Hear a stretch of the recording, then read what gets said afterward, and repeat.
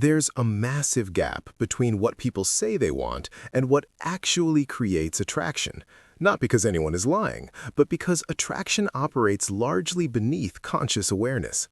Ask someone what they're looking for in a partner, and they'll give you a logical list. Kindness, humor, shared values, stability. And those things matter, but they're not what creates that electric pull, that initial spark, that feeling of, I need to see this person again. The truth is, attraction follows psychological patterns that most people either don't understand or aren't comfortable admitting out loud. Not because these patterns are wrong or manipulative, but because they don't fit the narrative we're told about how relationships should work. This is Behind the Mind, and today we're exploring 6 psychological dynamics that create powerful attraction but rarely get discussed openly. These aren't tricks or manipulation tactics, they're insights into how human psychology actually operates in the realm of desire and connection. Some of this will challenge what you've been told about relationships. Good. The conventional advice clearly isn't working for most people. By the end of this video, you'll understand attraction at a deeper level than 99% of people. You'll know what actually creates desire versus what people think creates it. Let's dive in. 1. The challenge over convenience. The uncomfortable truth. People are more attracted to what they have to work for than what comes easily. This isn't manipulation, it's basic human psychology backed by decades of research. When something is too available, too easy, too eager, we unconsciously devalue it. When something requires effort, persistence, patience, we unconsciously inflate its value. This applies to everything from consumer products to career goals to romantic attraction. The psychological mechanism. This is rooted in several psychological principles. Effort justification. When we work hard for something, we convince ourselves it must be valuable to justify the effort we put in. Scarcity bias. Rare things are perceived as more valuable than abundant things, regardless of utility. The challenge reward system. Our brains release more dopamine when rewards are uncertain than when they're guaranteed. What this means in practice: being constantly available, always responsive, endlessly accommodating doesn't create attraction, it kills it. Not because you're being too nice, but because you're removing all challenge from the dynamic. The person who has their own life, their own priorities, their own boundaries, who isn't always available, they present a challenge, and challenge creates psychological investment. The balance. This doesn't mean playing games or being deliberately difficult. It means having a genuinely full life that naturally creates some scarcity of your time and attention. It means maintaining your standards and boundaries rather than abandoning them to please someone. It means being someone who adds value to others' lives but doesn't make their life revolve entirely around any one person. The genuine approach. The authentic version of this isn't manufactured scarcity, it's genuine self-respect and a full, interesting life. You're not playing hard to get, you actually are pursuing your goals, maintaining your friendships, honoring your commitments, respecting your own time. The scarcity is real because your life is genuinely valuable to you. Why people don't say this? Society tells us that being endlessly available equals caring, that constant attention equals love, that removing all obstacles equals kindness. But attraction doesn't work that way, and most people discover this through painful experience rather than honest conversation. 2. The dominant frame. The leadership dynamic. In any interaction between people, someone is leading and someone is following. Someone sets the frame and someone accepts it. This isn't about gender, it's about social dynamics. Research consistently shows that people are attracted to those who can hold frame, set direction, and lead interactions rather than those who constantly defer and seek approval. What frame means is whose reality dominates the interaction. When you're in your frame, you're comfortable, authentic, operating from your values and preferences. When you're in someone else's frame, you're performing for their approval, adapting to their expectations, seeking their validation. Strong attraction happens when someone can maintain their own frame while allowing others to be comfortable in theirs without needing to dominate or control. The psychological appeal. Why is this attractive? Because frame control signals confidence, leadership, strength, and authenticity. These qualities trigger attraction at a primal level because they signal capability and reliability.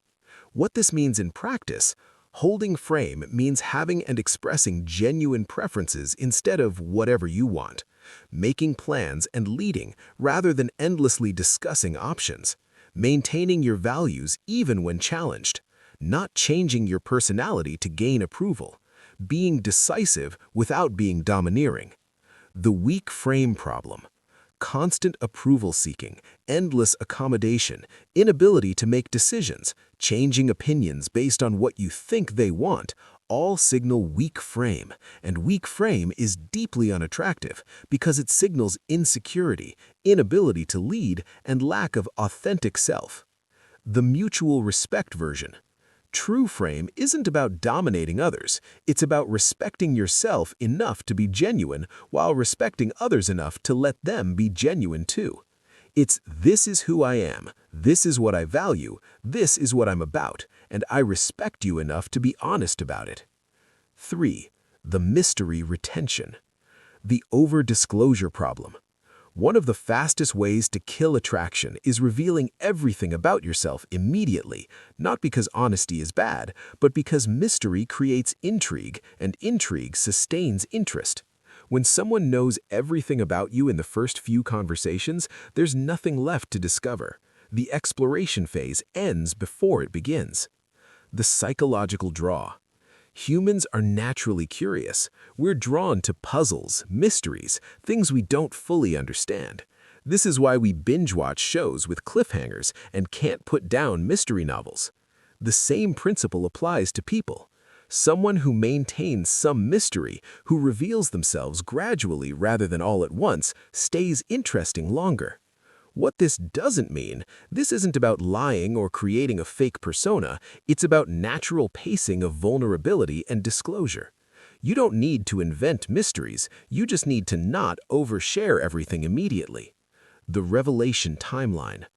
Early interactions, present your best self, share interesting aspects of your life, create intrigue about who you are.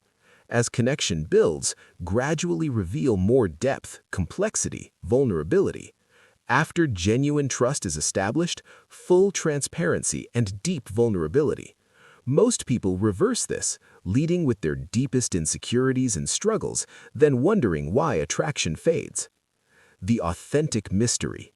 Real mystery comes from actually being a complex, multifaceted person with depth, with interests, passions, goals, experiences that can't be fully understood in one conversation.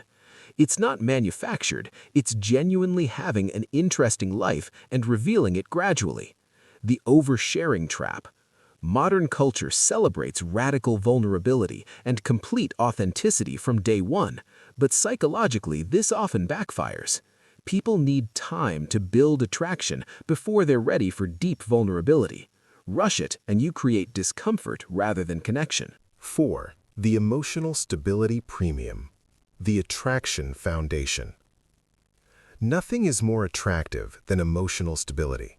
The ability to handle stress without falling apart, to face challenges without constant drama, to regulate your emotions rather than being controlled by them. This is especially true for long-term attraction. The initial spark might come from excitement and chemistry, but sustained attraction requires emotional reliability.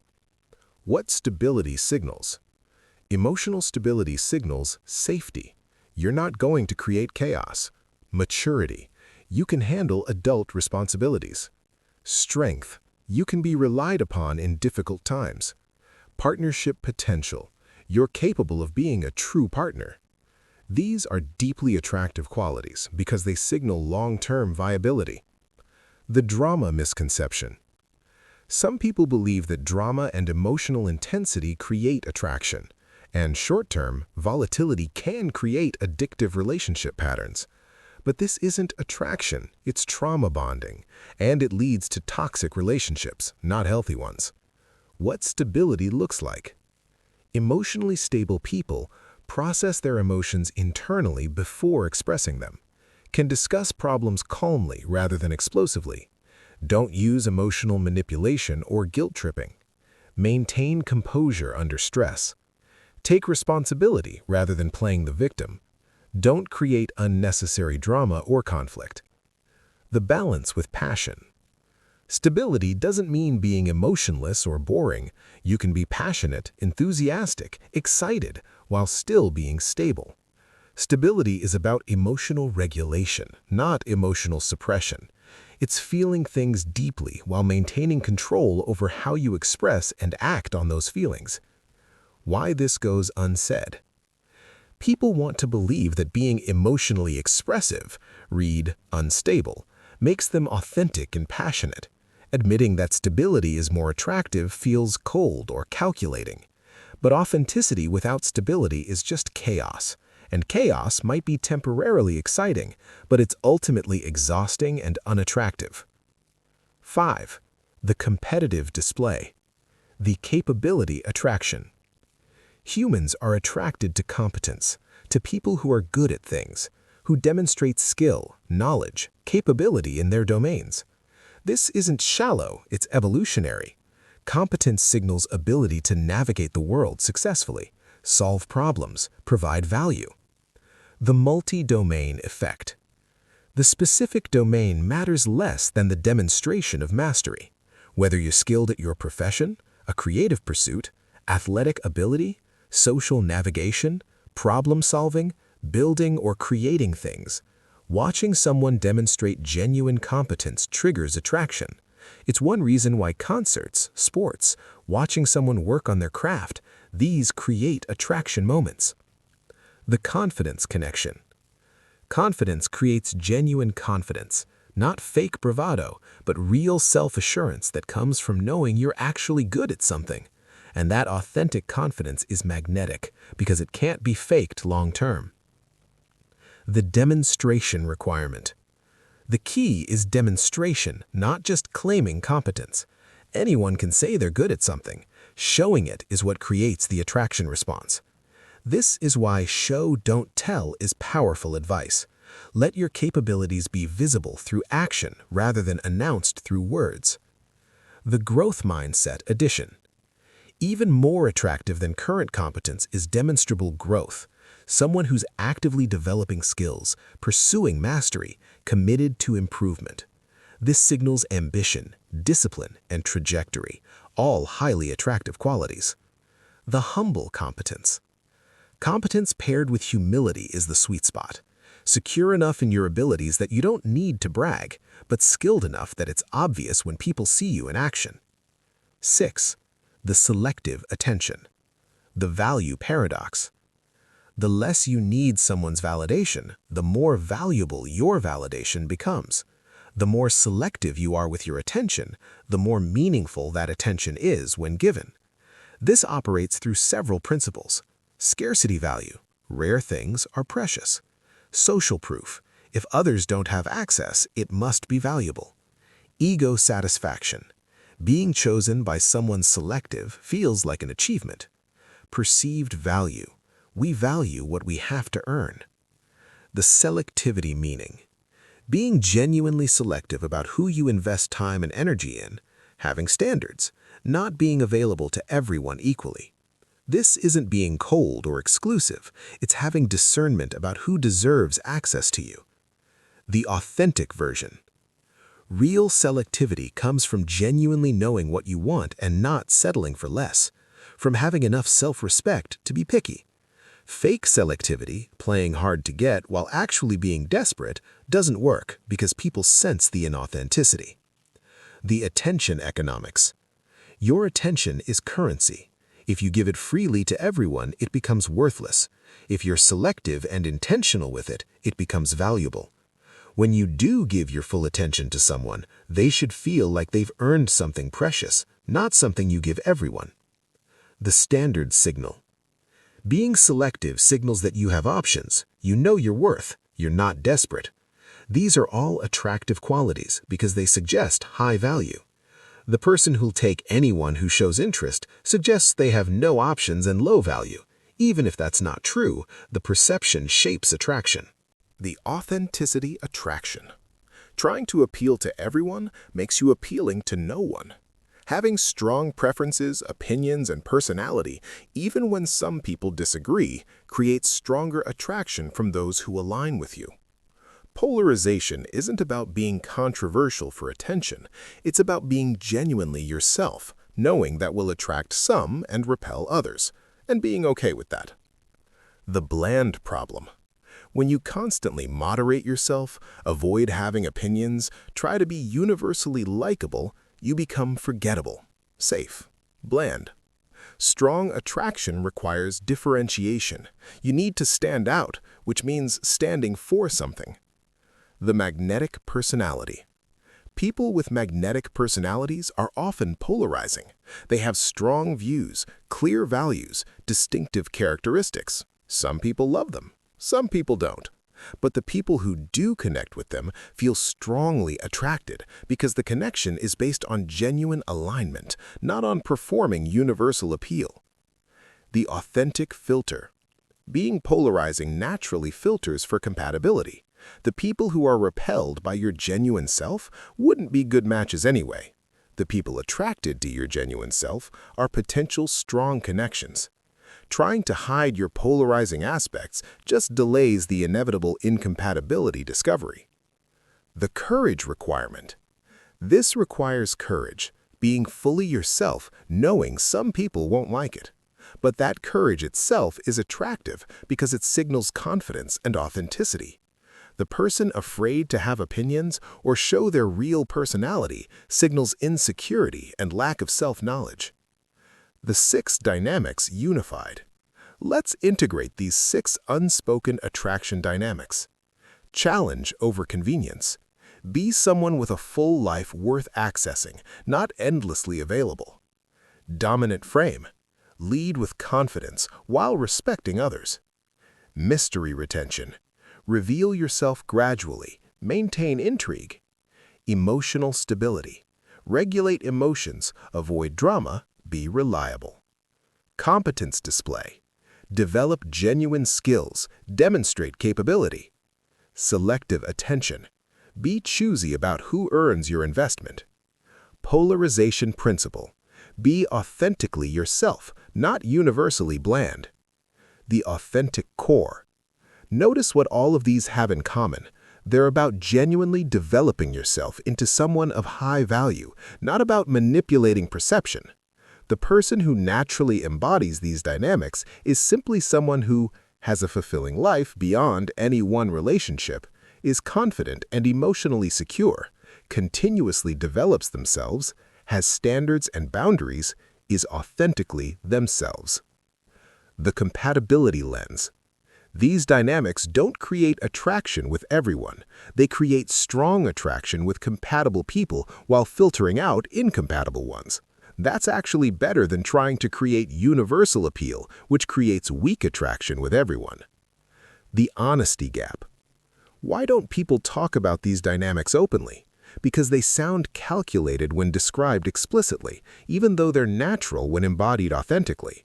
Someone living these principles naturally isn't using tactics, they're just being a high-value person.